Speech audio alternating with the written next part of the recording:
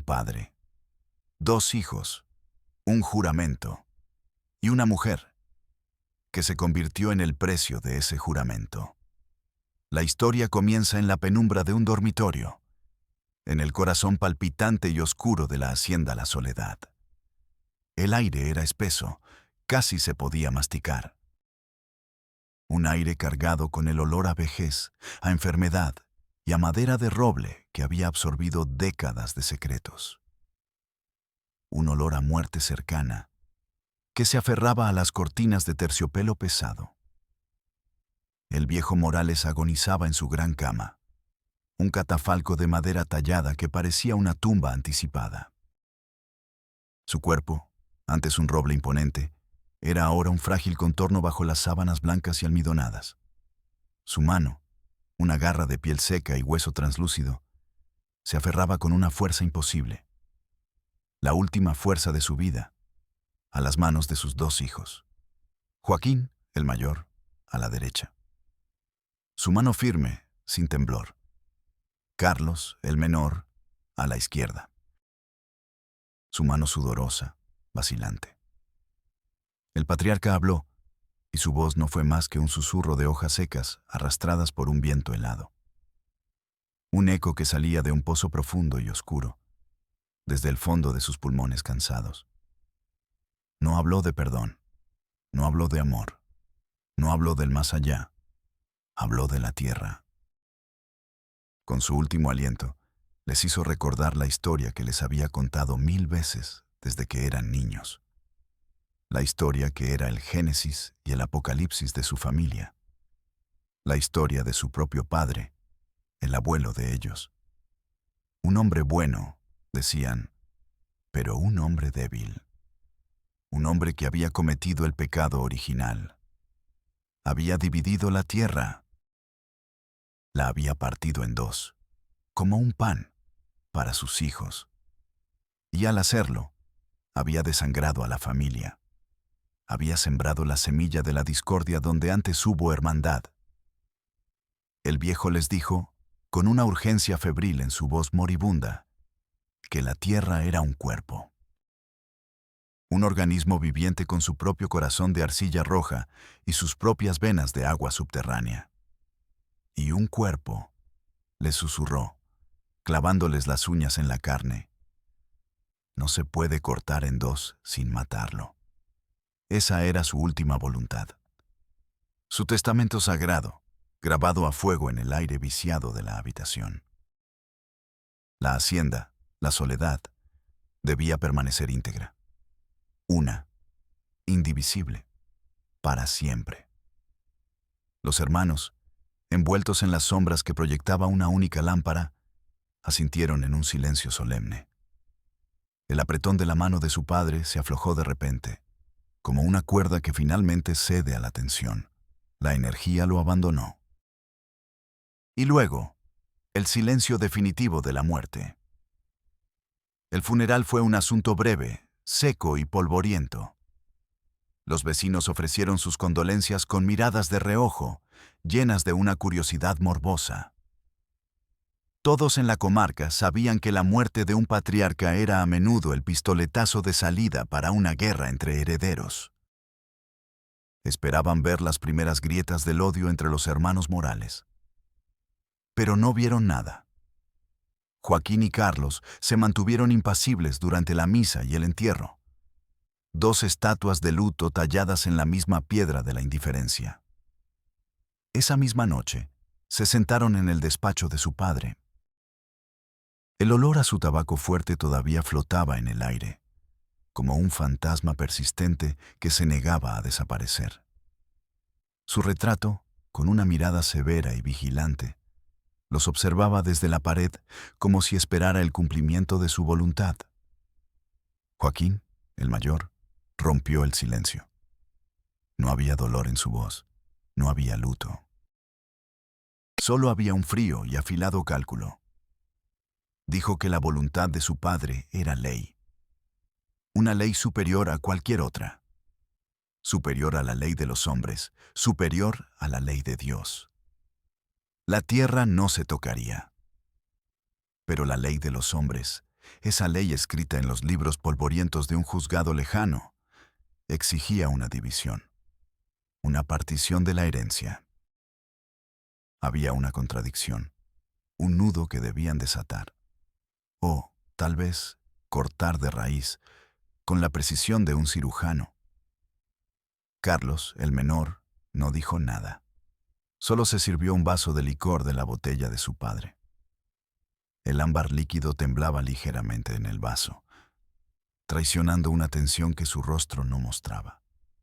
Joaquín expuso su plan. Dijo que había una única solución. Una solución elegante, definitiva. Una forma de unir sus dos mitades de la herencia en una sola línea de sangre. Un método para crear un heredero común. Un heredero que sería el dueño indivisible y absoluto de la soledad, cumpliendo así el juramento y sellando la herida abierta por el abuelo. Carlos levantó la vista del vaso. En sus ojos había una sombra de duda, una pregunta que no se atrevía a formular. Pero en los de Joaquín solo había una certeza de hierro, la certeza de un hombre que no conoce la duda. La solución tenía un nombre: Esperanza. Tenía 16 años. Era la hija de uno de sus peones más antiguos y leales. Un hombre que había muerto el año anterior de una fiebre, dejándola huérfana. Vivía con una tía lejana en una pequeña casa de adobe al borde de la propiedad, casi fuera de los límites de su mundo. Era silenciosa, invisible, casi inexistente para ellos hasta ese momento. Era la candidata perfecta. Nadie la echaría de menos. Nadie haría preguntas incómodas. Su tía era vieja y pobre. Un poco de dinero solucionaría cualquier posible objeción. No era una persona para ellos en ese momento. Era una pieza en su tablero, un recipiente, un contrato de carne y hueso para sellar su pacto con el fantasma de su padre, un sacrificio necesario en el altar sagrado de la tierra. Carlos bajó la mirada, de vuelta a su vaso de licor. Observó su propio reflejo distorsionado en el líquido dorado. Vio a un cobarde y bebió de un trago. Luego asintió lentamente, sin levantar la vista. La decisión estaba tomada. El juramento a su padre se cumpliría, a cualquier precio. Y el precio era la vida, el futuro y el alma de una niña. 5 años después. El sol aún no había teñido de rosa las cimas de las montañas que rodeaban el valle. La noche todavía se aferraba a la tierra con dedos fríos y húmedos. Pero en la cocina de la soledad, el día de esperanza ya había comenzado. Se movía en la penumbra, una sombra silenciosa entre las sombras. Sus movimientos eran mecánicos, precisos, automáticos. Años de repetición los habían vaciado de cualquier pensamiento, de cualquier voluntad. Eran el puro instinto de la supervivencia, la coreografía del autómata. Encender el fuego en el viejo fogón de leña, el chasquido de la madera al prenderse, era siempre el primer sonido del día. Poner la olla pesada de hierro con agua a hervir. Moler los granos de café en el molinillo manual. Un sonido áspero que le raspaba los nervios. El aroma llenaba la cocina. Un fantasma denso y amargo de la vida que una vez existió allí, antes de que todo se volviera silencio y rutina. Era un ritual, el mismo cada día. El único ancla en un mar de tiempo que no avanzaba, solo se repetía en un bucle infinito. Antes de que la casa despertara por completo, antes de que sus carceleros comenzaran a moverse en los pisos superiores, ella tenía un momento para sí misma. Un momento robado. Un momento frente al espejo del pasillo. El espejo estaba viejo, el cristal manchado por la humedad, como si llorara lágrimas de mercurio. Una larga grieta lo cruzaba en diagonal, como una cicatriz en la cara del tiempo. Fragmentaba su reflejo en dos partes que no encajaban del todo. Esperanza se miró, pero no se reconoció. La mujer que le devolvía la mirada tenía 21 años, pero sus ojos eran antiguos. Dos pozos oscuros y vacíos, desprovistos de luz, de esperanza, de vida. La piel pálida, tensa sobre los pómulos, había perdido la redondez suave de la juventud. Ahora solo quedaban ángulos afilados, como si la vida la hubiera tallado con un cuchillo sin cuidado, con rabia. Tocó su propio reflejo. El cristal estaba frío, inerte, como la piel de un muerto. Se preguntó dónde estaba la chica de 16 años, la que soñaba con ir a la ciudad y ser costurera, la que reía con facilidad, con un sonido que ya no recordaba, como si perteneciera a otra persona. Esa chica había muerto en esa casa, la noche que sellaron el pacto, y esta mujer era el fantasma que ocupaba su cuerpo, manteniendo la casa en funcionamiento. Entonces, los sonidos comenzaban. El lento despertar de la hacienda. El despertar de su prisión. Primero, los pasos en el piso de arriba. En el ala oeste de la casa. Pesados, regulares, inconfundibles. El paso de Joaquín. El paso del dueño. Cada pisada era una afirmación de su poder, un recordatorio de quién mandaba. Cada crujido de la madera bajo sus botas era un eslabón más en la cadena invisible que la ataba a ese lugar. Luego, otros pasos, más silenciosos, casi vacilantes, como si pidieran permiso al suelo para pisarlo. En el ala este, los de Carlos, el hermano que caminaba por su propia casa como un invitado no deseado, como una sombra que temía su propia presencia. Esperanza cerraba los ojos. Podía dibujar un mapa completo y detallado de la casa solo con los sonidos. Conocía el crujido de cada tabla del suelo, el gemido de cada bisagra, la forma en que el viento silbaba bajo la puerta principal en las noches de invierno. La casa no era su hogar, era su carcelero. Y esos sonidos, el tintineo diario de las llaves de su celda. La rutina era inmutable, un reloj de arena que se vaciaba y se volteaba cada día, con los mismos granos de arena silenciosa. El desayuno a las 7 en punto, el almuerzo a la 1 en punto, la cena a las 8 en punto.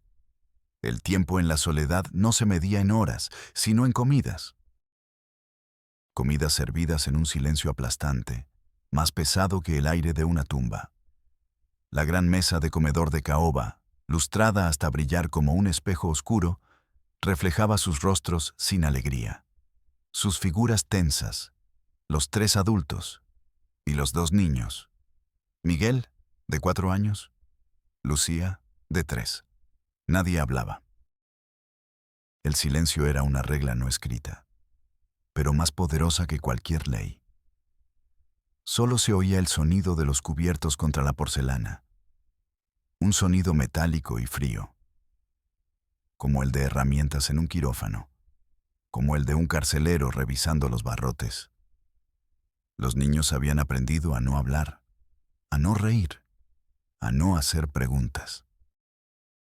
Comían con la cabeza gacha, los hombros encogidos, como si intentaran hacerse lo más pequeños posible. Sus ojos, grandes y asustados, se movían de un rostro a otro, de Joaquín a Carlos, de Carlos a Joaquín, buscando una pista, una señal de cómo debían comportarse en ese campo de minas emocional que era la mesa familiar. Ese día, el pequeño Miguel rompió la regla. Impulsado por la curiosidad pura de un niño de 4 años, que aún no había sido completamente aplastada. Tenía una pregunta sobre un pájaro de colores brillantes que había visto en el jardín. Instintivamente, se giró hacia Carlos. Quizás sentía en él una debilidad, una posible fuente de calor en ese desierto de frialdad. Su voz fue un murmullo apenas audible. «Papá». No terminó la frase. La mirada de Joaquín, desde el otro lado de la mesa, lo congeló. No fue una mirada de ira. Fue algo peor, una mirada fría, cortante, desprovista de emoción. Una mirada que decía: no tienes derecho a preguntar. No tienes derecho a una identidad clara. No tienes derecho a existir fuera de mis reglas. El niño se encogió como una planta tocada por la escarcha. Su labio inferior tembló. Bajó la vista a su plato y permaneció en un silencio absoluto, como si nunca hubiera intentado hablar. Carlos no se movió. No dijo una palabra en defensa del niño. Solo apretó su tenedor con tanta fuerza que sus nudillos se pusieron blancos. Esperanza sintió una náusea familiar subir por su garganta. El veneno de la mentira que ella misma servía a sus hijos en cada comida junto con el pan. Ellos tenían 2 padres, pero no tenían ninguno. Vivían en una casa que no era un hogar. Eran los hijos de un pacto, no del amor. Eran el ancla que la mantenía atada a esa tierra. Miró sus pequeñas cabezas inclinadas sobre sus platos y sintió el peso insoportable de su propia complicidad. Ella era la guardiana de esa mentira, la que les enseñaba a sobrevivir en el silencio, la que les estaba robando la infancia, día tras día, comida tras comida, y no sabía cómo detenerlo. Estaba atrapada en la misma jaula que ellos. La rutina se rompió una mañana de martes, con la llegada de un coche viejo y ruidoso. Un sedán cubierto de polvo que parecía a punto de desmoronarse, protestando a cada metro que avanzaba por el camino de tierra que llevaba a la escuela. Del coche bajó una mujer que no pertenecía a ese paisaje: Carmen, la nueva maestra de la pequeña escuela rural. Era todo lo contrario a la hacienda y a su gente. Su ropa era de colores vivos, desafiantes en medio de la paleta ocre de la tierra. Su pelo, corto y despeinado por el viento. Y su coche estaba lleno de libros hasta el techo, como si llevara consigo todo un universo de ideas y posibilidades. Pero lo más extraño de ella eran sus ojos. Miraba a la gente directamente, sin miedo, sin timidez, como si buscara algo más allá de la superficie, más allá de las máscaras que todos llevaban. La primera vez que se encontraron fue en la puerta de la escuela. Esperanza había ido a dejar a Miguel para su primer día. Como siempre, no iba sola. Joaquín caminaba a un lado, un paso por delante. Carlos al otro, un paso por detrás. Sus carceleros, sus sombras, sus guardianes. Carmen se presentó con una sonrisa abierta y natural. Una sonrisa que no parecía tener nada que ocultar. Le hizo preguntas a Esperanza sobre el niño, sobre sus gustos, sobre sus miedos.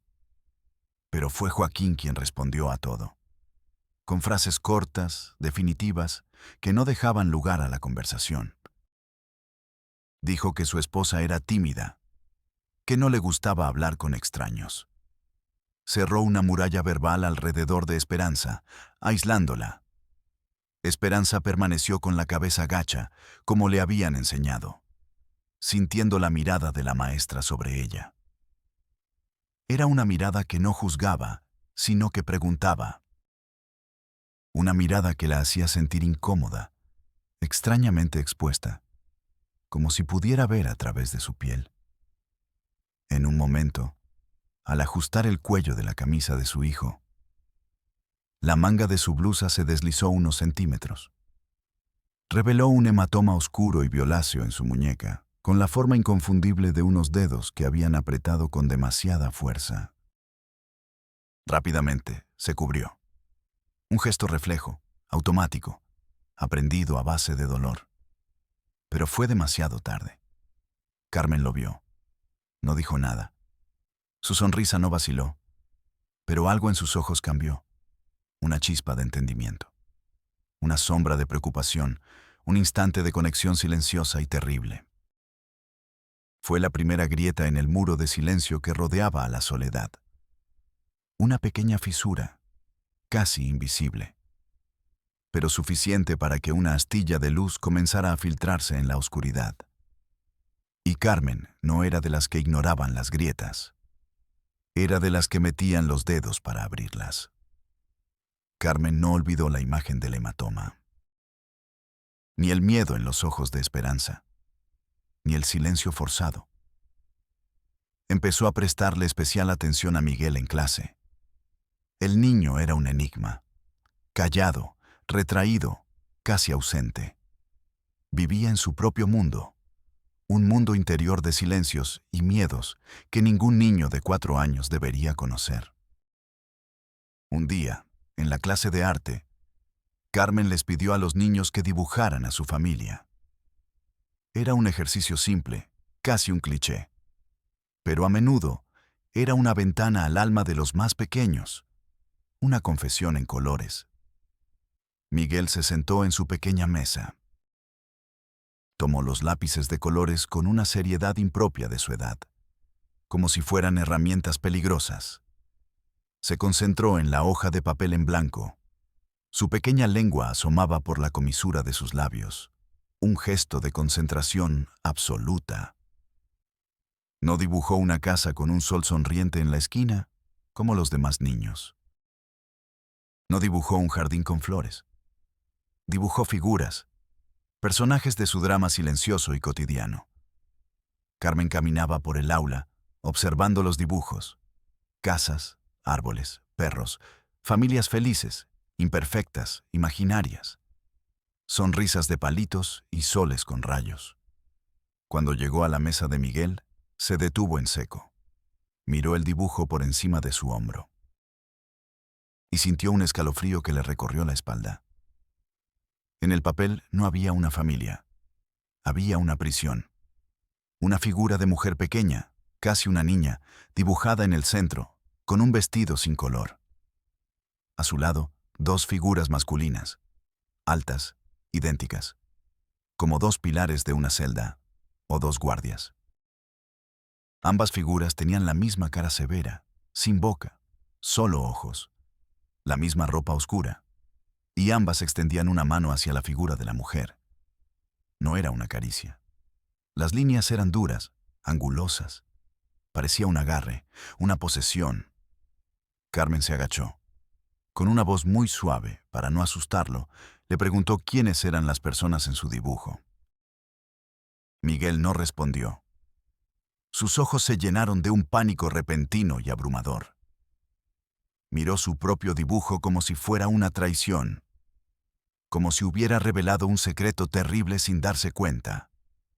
Con un movimiento brusco y desesperado, agarró la hoja y la rompió en pedazos, una y otra vez. Sus pequeñas manos temblaban de forma incontrolable. No lloró. No gritó. Solo rasgó el papel, destruyendo la evidencia, borrando la verdad que había dibujado sin querer. Los otros niños lo miraban, confundidos y en silencio. Carmen puso una mano suave en su hombro. El niño se estremeció, como si el contacto lo quemara. Ella recogió los pedazos de papel del suelo. Ese dibujo roto era un grito de auxilio. Un mensaje en una botella lanzada desde una isla de soledad y miedo. Carmen lo entendió, y supo que no podía, que no debía, dejarlo pasar. La grieta en el muro se hizo más grande. El catalizador del cambio no fue un acto de violencia, sino una fiebre. La pequeña Lucía empezó a arder. Su piel quemaba al tacto, como una brasa. Su respiración se convirtió en un silbido agudo y doloroso que cortaba el silencio de la noche. Esperanza la sostuvo en sus brazos toda la noche. Le ponía paños fríos en la frente que se calentaban en segundos. Le susurraba canciones de cuna que no lograban calmarla, que no lograban bajar el fuego interior que la consumía. Al amanecer, La niña apenas podía respirar. Sus labios tenían un tinte azulado. El pánico, un animal que había mantenido a raya durante años, se apoderó de Esperanza. Fue al despacho de Joaquín. Entró sin llamar, un acto de rebelión en sí mismo. Le suplicó que la llevara al médico en el pueblo. Le dijo que la niña se estaba ahogando, que se moría. Joaquín ni siquiera levantó la vista de sus libros de contabilidad. La vida de una niña era una interrupción en sus cálculos de beneficios y pérdidas. Dijo que era solo un resfriado, que los niños tenían fiebres, que un poco de té de hierbas sería suficiente. Para él, un viaje al pueblo era una ruptura en la rutina, una exposición innecesaria al mundo exterior, un riesgo para el aislamiento perfecto que había construido. Por primera vez en 5 años, Carlos le contradijo abiertamente. Estaba de pie junto a la puerta, había escuchado todo. Dijo que la niña se veía mal, que debían llevarla al médico. Su voz era baja, pero firme. Había un límite, incluso para su cobardía. Joaquín lo miró con un desprecio helado. Le dijo que se había vuelto blando, que se preocupaba por tonterías. La tierra necesitaba atención. La cosecha no esperaba por los caprichos de un niño enfermo. Fue entonces cuando algo dentro de Esperanza, algo que había estado dormido durante años, se rompió. La mujer sumisa y silenciosa desapareció. En su lugar, apareció una madre. Una leona defendiendo a su cachorro herido. Miró a Joaquín directamente a los ojos. Su voz era tranquila, pero cargada de una fuerza nueva, inquebrantable. Le dijo que si no le daba el coche, ella iría caminando. Llevaría a su hija en brazos los 15 kilómetros de polvo y sol hasta el pueblo. Aunque le costara la vida, aunque se desplomara en el camino. No era una petición, no era una súplica, era una declaración de guerra. Joaquín se quedó perplejo. No estaba acostumbrado a la rebelión. Vio la determinación de acero en los ojos de Esperanza. Una determinación que no podía romper, que no podía comprar. Con un gruñido de frustración, arrojó las llaves de la camioneta sobre el escritorio. El sonido metálico de las llaves fue el sonido de la victoria. El viaje al hospital del pueblo fue tenso y silencioso. Carlos conducía con las manos apretadas al volante. Esperanza iba en el asiento trasero, abrazando el cuerpo febril de su hija, susurrándole promesas de que todo iría bien. El hospital era un edificio pequeño y humilde, pero para Esperanza, en ese momento, era un santuario. Un lugar fuera del control de los Morales. El médico diagnosticó una neumonía grave. Lucía necesitaba ser hospitalizada de inmediato. Necesitaba oxígeno y antibióticos. Mientras la niña era atendida por las enfermeras, Esperanza se encontró en la sala de espera. Sola. Por primera vez en 5 largos años. Sin la sombra de los hermanos Morales proyectándose sobre ella. Poco después, Carmen apareció. Alguien del pueblo le había avisado. Se sentó a su lado, en silencio. No hizo preguntas. Solo le ofreció un vaso de agua. Y esperó. La confesión de Esperanza no empezó como un torrente. Empezó como un goteo lento, doloroso, como el agua que se filtra a través de las grietas de una presa a punto de reventar. El hospital era un mundo ajeno, un universo de blanco y antiséptico. El olor a limpio era casi agresivo y contrastaba violentamente con el olor a tierra, a encierro y a miedo de la hacienda.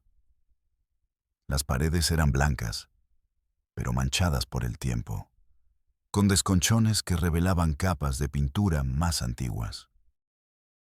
El suelo de linóleo estaba desgastado por décadas de pasos preocupados, de idas y venidas de familiares angustiados. La luz fluorescente del techo parpadeaba emitiendo un zumbido constante y enervante. El único otro sonido constante era el pitido rítmico y distante de un monitor cardíaco, un metrónomo que medía la vida y la muerte. Un sonido que era, a la vez, alarmante y extrañamente tranquilizador. Le recordaba que el corazón de su hija seguía latiendo, gracias a su pequeño acto de rebeldía. Carmen permanecía a su lado, en un silencio que no era vacío, sino lleno de una presencia sólida y segura. Su calma era una invitación, un espacio seguro para que el dolor saliera a la luz. Esperanza empezó a hablar. Su voz era un susurro al principio, ronca por el desuso. No comenzó con acusaciones, comenzó dando las gracias. Gracias a Carmen por haberse preocupado por su hija, por haberla visitado. Nadie más lo había hecho en todos esos años. Carmen solo asintió. Le dijo que no tenía nada que agradecer. Y entonces, la primera gota de la confesión cayó. Esperanza habló de la soledad, de un silencio que no era paz, sino ausencia. Un vacío que lo llenaba todo en la hacienda. Luego, con la mirada perdida en un punto de la pared, recordó la primera noche. No dio detalles escabrosos, no era necesario. Su voz vacía lo decía todo. Habló del frío de las sábanas, del miedo paralizante que le impedía moverse, respirar, de la sensación de ser un objeto, no una persona, un trozo de tierra que se estaba uniendo a otro por la fuerza.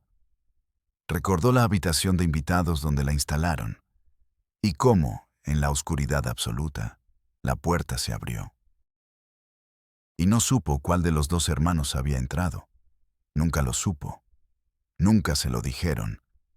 Y ella nunca se atrevió a preguntar. Habló del nacimiento de Miguel. No hubo alegría. No hubo celebración. Hubo una inspección. Los dos hermanos miraron al bebé como un ganadero mira a un nuevo ternero, comprobando si era sano, si era fuerte, si serviría a su propósito de heredar la tierra unificada. El bebé lloraba, y ella lloraba con él, en silencio, para que no la oyeran. Carmen escuchaba, inmóvil. Su rostro era una máscara de calma, pero sus manos, apretadas en su regazo, estaban heladas. Sentía una náusea física, una revulsión que subía desde el estómago. La historia de Esperanza era un veneno lento que se le metía en la sangre. Esperanza recordó un castigo.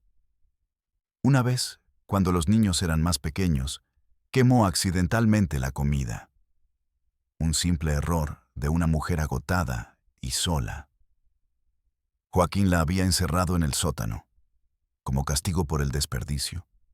Pasó una noche entera allí, en la oscuridad total, con el olor a humedad y a vino rancio, escuchando el sonido de las ratas moviéndose entre las sombras. Carlos le había llevado agua a escondidas. Se la pasó por debajo de la puerta, pero no se atrevió a abrir. Ese era el equilibrio perfecto de su infierno. La crueldad activa de uno, la cobardía pasiva del otro. Y ella, en medio, pagando el precio de ambos. Carmen sintió una rabia fría y lúcida, una rabia que no había sentido nunca. Miró a esa mujer rota a su lado y tomó una decisión. Discretamente, con un movimiento casi imperceptible, sacó su teléfono móvil. Lo deslizó sobre el banco de plástico, entre ellas. Abrió la aplicación de grabación de voz. Dudó un segundo. El pulgar le temblaba sobre la pantalla. Se sentía como una traición, como una profanación de ese momento de confianza sagrada. Pero luego pensó en Miguel y en su dibujo roto. Pensó en Lucía luchando por respirar en una cama de hospital. En los niños que crecían en esa atmósfera tóxica. Y pulsó el botón de grabar. La pequeña luz roja se encendió. Un ojo diminuto y testigo en la penumbra de la sala de espera. Le pidió a Esperanza que comenzara de nuevo, que le contará todo, desde el principio. Y Esperanza, por fin, lo hizo. La presa se rompió, y el río de dolor, de humillación y de miedo fluyó sin control durante más de 1 hora. Y el pequeño teléfono, silenciosamente, lo grabó todo. Esa misma noche, en la soledad, la atmósfera era eléctrica, pesada como el aire antes de una tormenta. La ausencia de Esperanza y la niña había alterado el equilibrio precario de la casa. Los dos hermanos estaban en el despacho de su padre. Joaquín limpiaba metódicamente una de las escopetas de caza. El olor a aceite de armas llenaba la habitación. Cada movimiento era preciso, controlado, como si el cuidado del arma pudiera restaurar el orden en su mundo descontrolado. Carlos bebía más de lo habitual. El vaso de whisky no se apartaba de su mano. Sus ojos estaban rojos. Su compostura, habitualmente frágil, estaba completamente deshecha. De repente, golpeó el vaso contra la mesa con fuerza. El licor se derramó sobre la madera pulida, como una lágrima ambarina. Miró a su hermano. Su voz estaba rota por el alcohol y por una culpa que lo consumía. Dijo que eran unos monstruos, que no eran dueños de una hacienda. Eran carceleros, y ella, su prisionera, y sus hijos, los hijos de nadie. Joaquín no dejó de limpiar el arma, ni siquiera lo miró. Su voz fue tranquila, gélida, cortante como un témpano de hielo. Dijo que Carlos se había ablandado, que 5 años de paz lo habían debilitado, lo habían convertido en una mujer. Le recordó el juramento, la voluntad de su padre. Le recordó la ruina de su abuelo, la humillación de la familia. Le dijo que Esperanza no era una mujer, era una solución, un contrato, una garantía para su futuro, para el futuro de sus hijos, los hijos de la hacienda. Carlos se rió, una risa amarga, sin alegría, que sonó hueca en el silencio del despacho. Preguntó qué futuro era ese. Un futuro construido sobre el alma rota de una mujer, sobre la confusión de 2 niños que no sabían quién era su padre. Joaquín dejó el arma sobre la mesa con un chasquido seco. Se giró y miró a su hermano por primera vez en toda la noche. Sus ojos eran como 2 trozos de hielo. Le dijo que el alma no importaba, que los sentimientos eran un lujo que no podían permitirse. Solo la tierra era real. Solo la tierra perduraba, y ellos eran sus guardianes. Ese era su único deber, su única moral, su única religión. Esperanza, dijo, no era una mujer, era un instrumento, la garantía de su futuro. Y ningún instrumento tenía derecho a rebelarse. Para justificar sus actos, para solidificar su retorcida moral, Joaquín siempre recurría a la misma historia. Era más que una historia. Era una parábola, un mito fundacional de la familia Morales, el Evangelio según Joaquín. El abuelo, un hombre de buen corazón pero de poca visión, según su nieto, había tenido 2 hijos. Y al morir, había hecho lo que la ley y la costumbre dictaban. Había dividido la tierra en 2 partes iguales, una para cada hijo. Parecía justo, parecía lo correcto, pero fue el comienzo del fin. Los 2 hermanos, que se habían criado juntos compartiendo el mismo plato y la misma cama, comenzaron a competir.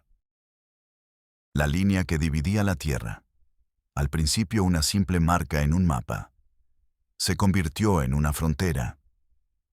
Luego, en una trinchera.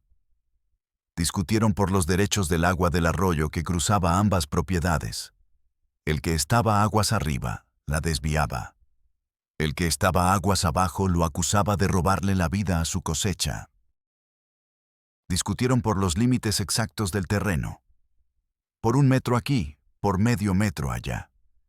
por la sombra de un viejo árbol que caía sobre la propiedad del otro. Discutieron por el ganado que cruzaba de un lado a otro. La competencia se convirtió en rencor. El rencor se transformó en un odio profundo, corrosivo, que envenenó la tierra y la sangre. Sus esposas, que eran cuñadas, se odiaban con una pasión aún mayor. Sus hijos, que eran primos, aprendieron a verse como enemigos desde la cuna. Uno de ellos construyó una valla de alambre de espino. El otro le prendió fuego a una parte de la cosecha de su hermano en mitad de la noche. El olor a heno quemado fue el olor de la guerra. Dejaron de hablarse. Se encontraron en los tribunales del pueblo. Gastaron fortunas que no tenían en abogados que avivaban el fuego del conflicto. Porque el conflicto era su negocio. Descuidaron la tierra, la fuente de su riqueza, la verdadera víctima de su orgullo. Las deudas crecieron como la mala hierba después de la lluvia. La productividad de la hacienda, antes próspera y unida, cayó en picado. La tierra, dividida, se debilitó. Como un cuerpo desmembrado que se desangra lentamente. Al final, ambos perdieron sus mitades. Una fue embargada por el banco. La otra, vendida a bajo precio a un terrateniente vecino que había esperado pacientemente su oportunidad, como un buitre. La familia Morales, que había sido poderosa y respetada, se convirtió en un cuento con moraleja en la comarca. Un ejemplo de cómo la división destruye. Un susurro en las cantinas. El padre de Joaquín y Carlos había presenciado todo este colapso siendo un niño. Vio la riqueza convertirse en polvo, el amor fraternal en cenizas. Vio a su padre y a su tío morir como hombres amargados y pobres, llenos de reproches y alcohol. Esa humillación se grabó a fuego en su alma. Fue la herida que definió su vida entera. Pasó su juventud trabajando sin descanso, desde el amanecer hasta el anochecer, ahorrando cada centavo, con la única obsesión de recomprar la tierra de su padre. La tierra perdida, el paraíso perdido. Y lo consiguió, pieza por pieza, hectárea por hectárea. Reunificó la soledad. Y juró sobre la tumba de su padre que nunca más volvería a ser dividida. Esa fue la única lección que enseñó a sus hijos, su único mandamiento. El dinero va y viene. Las personas nacen y mueren. El amor es frágil como el cristal. Solo la tierra es eterna, y la tierra debe permanecer entera. Esa historia era la Biblia de Joaquín. El evangelio que justificaba cualquier pecado, cualquier sacrificio. Esperanza no era una persona, era el cemento que mantenía unidas las dos mitades de la propiedad. Y él no iba a permitir que nadie, ni su hermano, ni una maestra entrometida, pusiera una grieta en los cimientos de su reino. Carmen regresó a la hacienda 2 días después. Lucía estaba fuera de peligro, pero seguía en el hospital con su madre. Carmen fue sola. Sabía que tenía que enfrentarse al monstruo en su guarida. Joaquín la recibió en su despacho, el mismo despacho donde se había sellado el destino de Esperanza 5 años atrás. El aire era pesado. Olía a cuero viejo, a tabaco fuerte y a un poder antiguo y masculino que se pegaba a la ropa. Joaquín estaba sentado detrás del imponente escritorio de su padre. No era un hombre sentado en una silla. Era un rey en su trono, en el centro de su universo. Las cabezas de ciervos y jabalíes disecados colgaban de las paredes, trofeos de caza que la observaban con ojos de cristal sin vida. Le ofreció asiento a Carmen con una cortesía fría. Una cortesía que era más intimidante que una amenaza directa. Carmen no se sentó. Se quedó de pie en el centro de la habitación, sobre la piel de un animal cazado. como una retadora. No pronunció un largo discurso. No hizo acusaciones. Simplemente sacó su teléfono. Lo colocó sobre la superficie pulida del escritorio, entre ellos. Un pequeño objeto moderno en un mundo antiguo. Y pulsó play. La voz de Esperanza llenó el silencio. Quebrada, dolorosa, pero inconfundiblemente real. Contaba la historia de su miedo, de su soledad, de su vida como un objeto. La voz de una prisionera saliendo de un pequeño altavoz. Joaquín escuchó. Su rostro no cambió. Ni un músculo se movió. No mostró sorpresa, ni ira, ni culpa. Mantuvo la mirada fija en Carmen, como si la voz de Esperanza fuera solo un ruido de fondo, un zumbido molesto que pronto acabaría. Cuando la grabación terminó, el silencio volvió a caer. Un silencio más pesado y denso que antes. Carmen esperó, sosteniéndole la mirada, el corazón latiéndole en la garganta. Joaquín sonrió. Una sonrisa fina, sin rastro de humor. Una sonrisa de superioridad, de compasión por la ignorancia de ella. Le dijo a Carmen que era una mujer inteligente, pero ingenua. Le dijo que ella juzgaba su mundo con las reglas de otro. Un mundo de ciudades, de leyes abstractas y de lujos sentimentales que aquí no servían para nada. Aquí, en la tierra, le explicó, las reglas eran otras. Más antiguas, más simples, más brutales. Aquí se trataba de sobrevivir, de proteger el legado, de asegurar el futuro a cualquier coste. Y entonces, con una calma exasperante, le contó la historia de su abuelo. La misma historia, la misma justificación, la misma letanía. Dijo que él había hecho lo necesario. Un sacrificio para evitar un mal mayor, la destrucción de su familia, la repetición de la historia. Dijo que Esperanza tenía un techo, comida, hijos sanos, que muchas mujeres en el mundo tenían destinos peores. Carmen lo miró, incrédula. No podía entender esa lógica retorcida, esa ausencia total de empatía. Era como hablar con un muro de piedra. Joaquín pareció leer su pensamiento. Dijo que entendía que ella no pudiera comprenderlo, que su visión era diferente y que, por ese malentendido, por las molestias causadas, estaba dispuesto a ofrecer una compensación. Lentamente, abrió el cajón central del escritorio. El cajón se deslizó sin hacer ruido, como la boca de una bestia.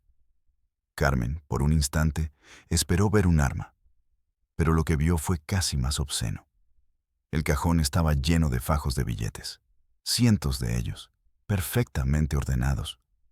Una fortuna en efectivo. El poder tangible, real.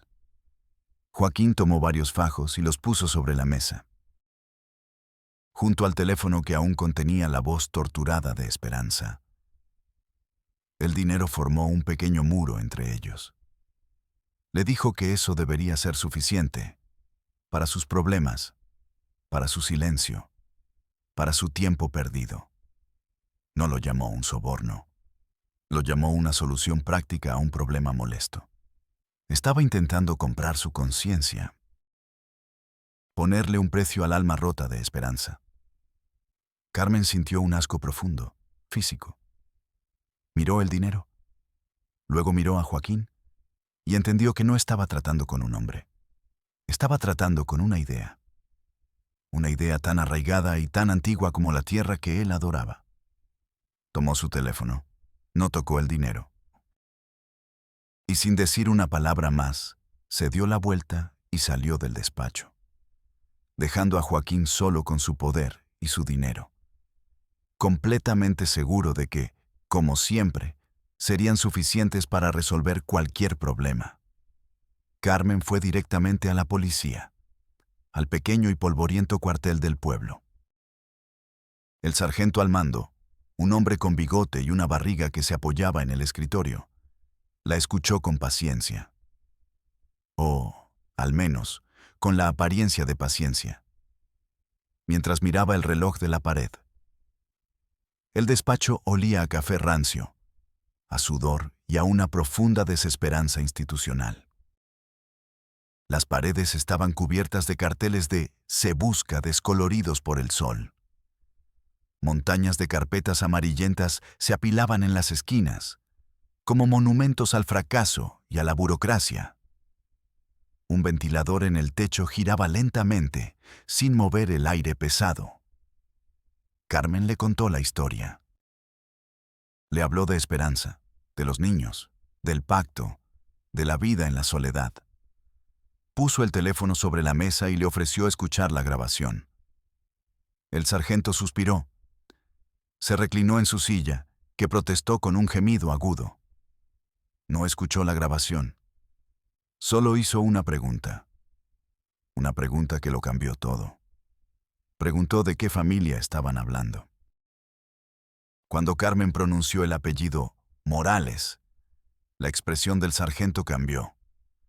Fue un cambio sutil, pero definitivo. Un ligero endurecimiento de la mandíbula. Una pérdida de interés en sus ojos. Mentalmente, Carmen lo vio coger el caso y ponerle un sello invisible. Un sello que decía "Callejón sin salida. Asunto cerrado". El sargento le explicó, con un tono paternalista que la enfureció, la situación.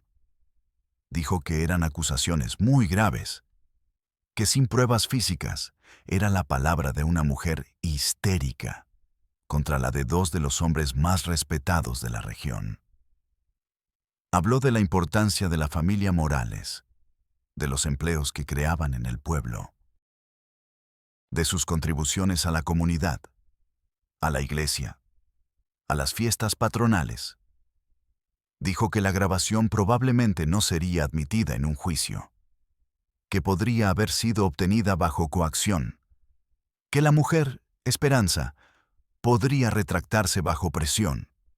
Cada palabra era una puerta que se cerraba en su cara.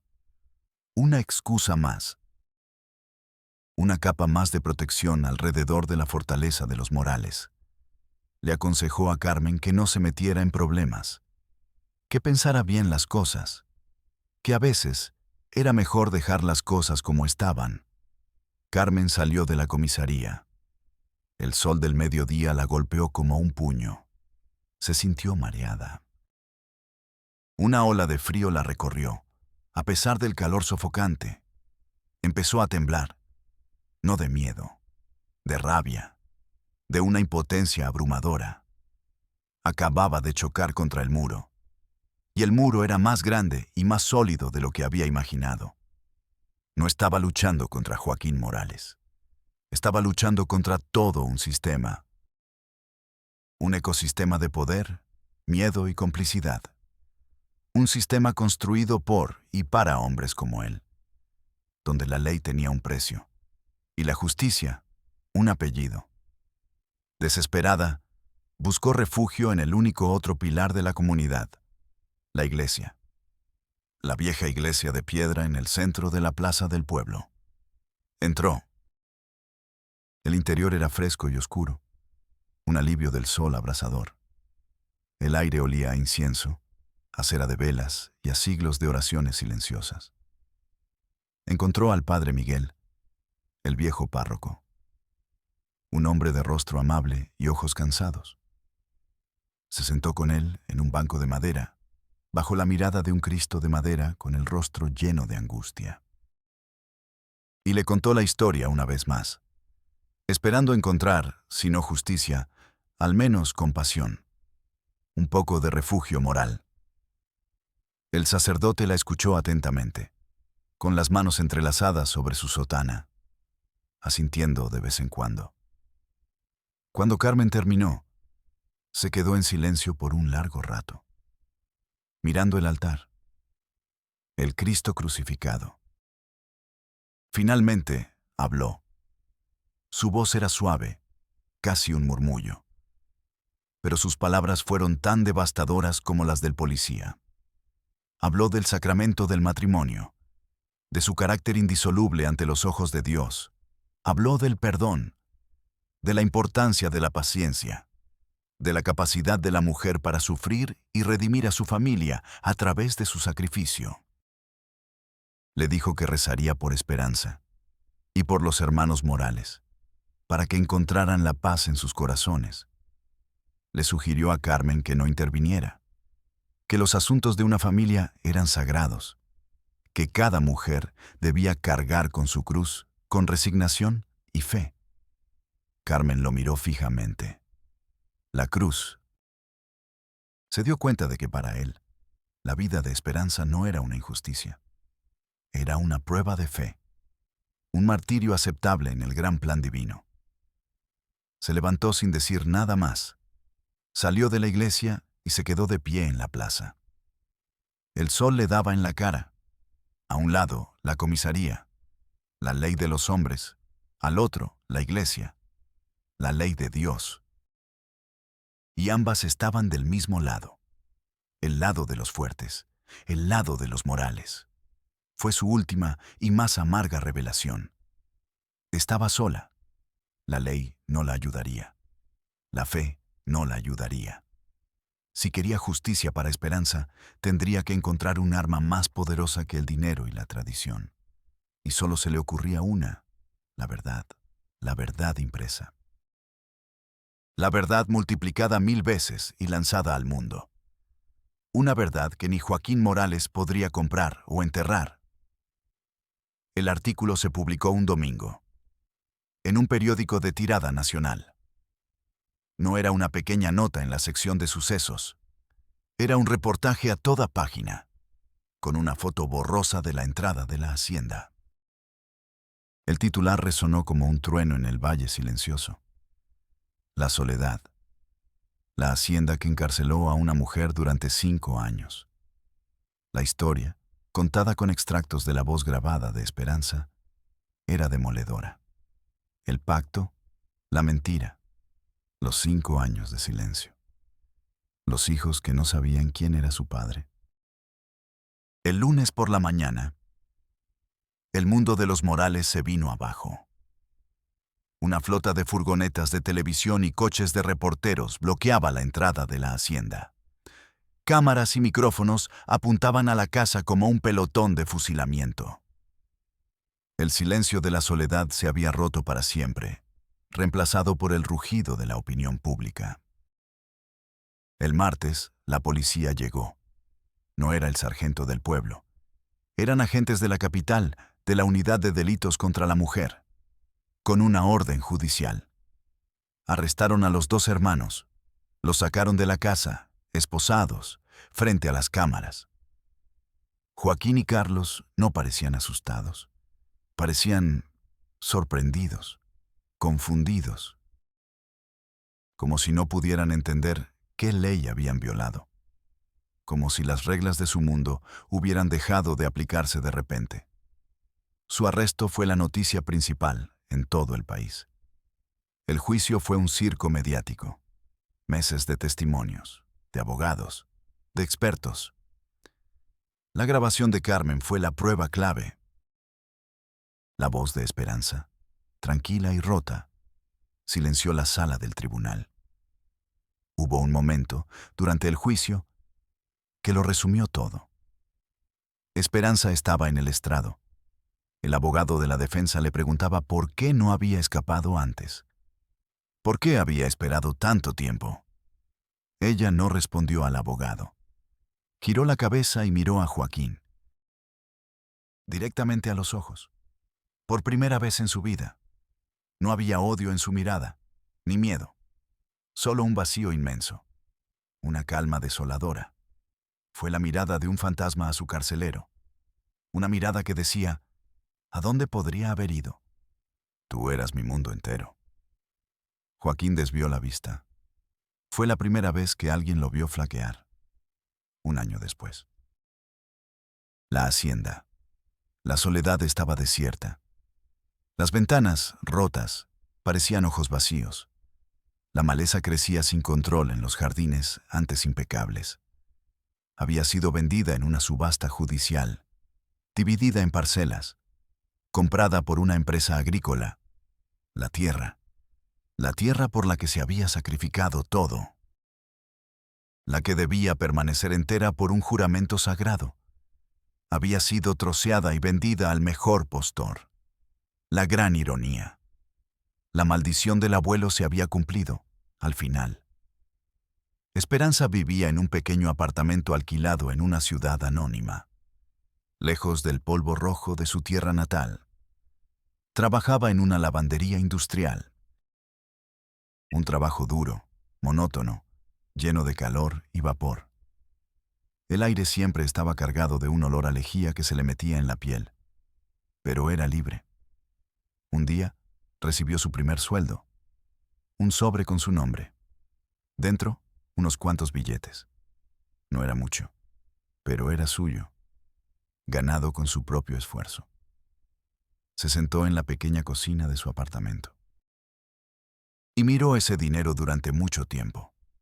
Lloró, no de tristeza, sino por el peso abrumador de esas simples hojas de papel.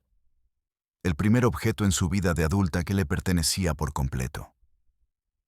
Los niños iban a terapia. Miguel había empezado a hablar más, a dibujar familias con un solo padre y una sola madre, sonriendo. Lucía ya no tenía miedo de la oscuridad. Estaban aprendiendo a construir un mundo nuevo, sobre las ruinas del anterior. Una tarde, llegó por correo un sobre oficial. Dentro, su sentencia de divorcio. Un documento que disolvía legalmente un matrimonio que nunca había existido en el corazón. Carmen, que la visitaba a menudo, le preguntó qué haría con él, si lo quemaría, como un ritual para cerrar el pasado. Esperanza negó con la cabeza, tomó el papel, lo dobló cuidadosamente y lo guardó en un cajón, junto al certificado de nacimiento de sus hijos, junto a su primer recibo de sueldo.